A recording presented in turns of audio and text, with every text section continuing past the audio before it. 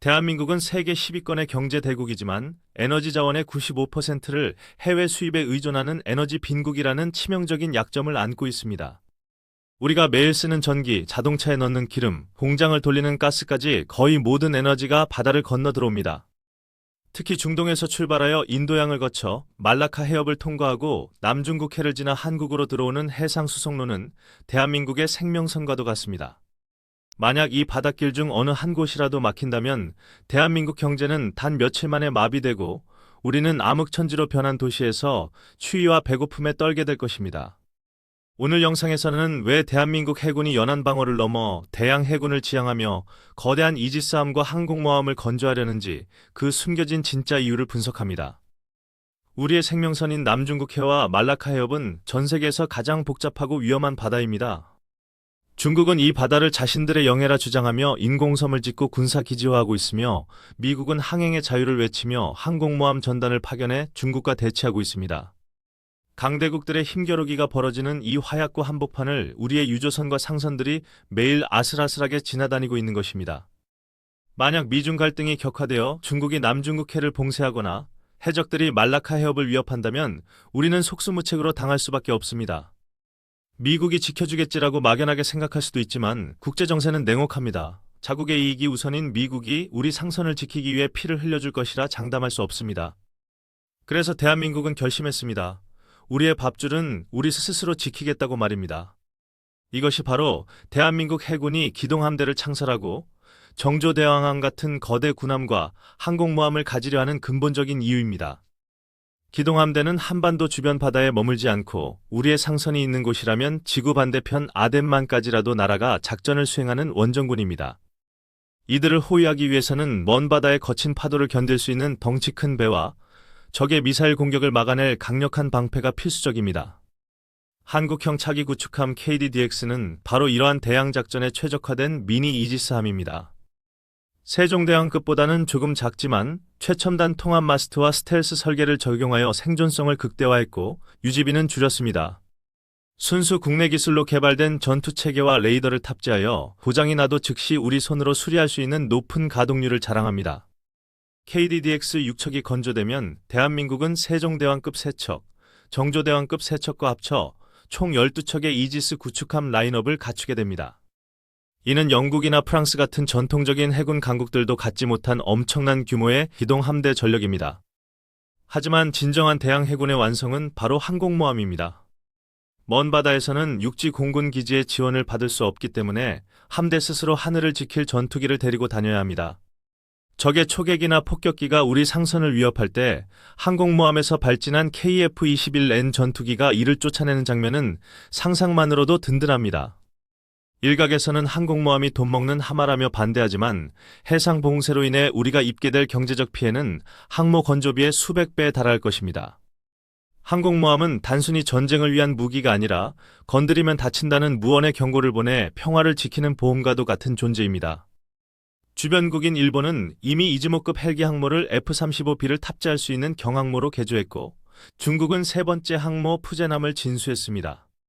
우리가 주춤하는 사이 주변국들은 바다의 지배권을 놓고 저만치 앞서 달려가고 있습니다. 우리가 그들의 틈바구니에서 우리의 주권과 이익을 지키려면 최소한 그들과 대등하게 맞설 수 있는 힘을 가져야 합니다. 최근 소말리아 아덴만에 파병된 청해부대의 활약상은 대양 해군의 필요성을 가장 잘 보여주는 사례입니다. 우리 해군은 해적에게 납치된 사모주얼리오 선원들을 구출하는 아덴만 여명작전을 성공시키며 세계를 놀라게 했습니다. 먼 타국 바다에서 우리 국민의 생명을 우리 군의 힘으로 구해낸 이 쾌거는 해군력이 뒷받침될 때 국가가 국민을 위해 무엇을 할 수 있는지 증명했습니다. 하지만 구축함 한 척을 보내는 것만으로는 부족합니다. 더 넓은 바다를 지키기 위해서는 더 많은 배와 더 강력한 화력이 필요합니다. 그래서 우리 군은 합동화력함이라는 기상천외한 아이디어까지 내놓았습니다. 값비싼 레이더나 전투체계는 최소화하고 오직 미사일 수직 발사관만 수백 개를 싣고 다니는 바다 위의 미사일 트럭입니다. 유사시 적의 지상 목표물을 초토화할 수 있는 수백 발의 현무 미사일을 싣고 바다 한가운데 떠있는 배는 적에게 엄청난 공포가 됩니다. 적은 이 배가 어디에 있는지 모르기 때문에 함부로 도발할 수 없게 되는 억제 효과를 가집니다. 이처럼 대한민국 해군은 이지스함, 잠수함, 항공모함, 합동화력함으로 이어지는 입체적인 대항 전력을 착실히 준비하고 있습니다. 이는 단순히 군사력을 과시하기 위함이 아니라 수출로 먹고 사는 통상국가 대한민국의 생존 본능입니다. 우리가 만든 자동차와 반도체를 실은 컨테이너선이 우리가 쓸 기름을 실은 유조선이 안전하게 오갈 수 있도록 바닷길을 닫고 지키는 숭고한 임무입니다. 19세기 해양력을 장악했던 영국이 해가 지지 않는 나라를 건설했듯이 21세기 대한민국은 강력한 해군력을 바탕으로 의욕이 멈추지 않는 나라를 만들어야 합니다.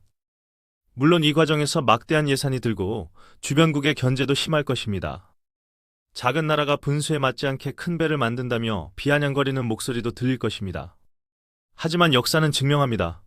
바다를 지배하는 자가 세계를 지배하고 바다를 포기한 나라는 쇠락의 길을 걸었다는 것을. 임진왜란 당시 이순신 장군이 바다를 지켰기에 조선이 살아남을 수 있었던 것처럼 지금 우리 해군이 바다를 지켜야 대한민국이 번영할 수 있습니다. 거센 파도를 헤치며 나아가는 우리 함정들의 뱃머리에는 대한민국의 미래가 달려 있습니다. 먼 바다에서 외로움과 싸우며 묵묵히 임무를 수행하는 해군 장병들의 노고가 있기에 오늘 우리가 켜는 전등 불빛이 꺼지지 않는 것입니다. 첨단무기 채널은 대한민국이 진정한 해양강국으로 우뚝 서는 그날까지 우리 해군의 위대한 항해를 끝까지 응원하고 지켜보겠습니다.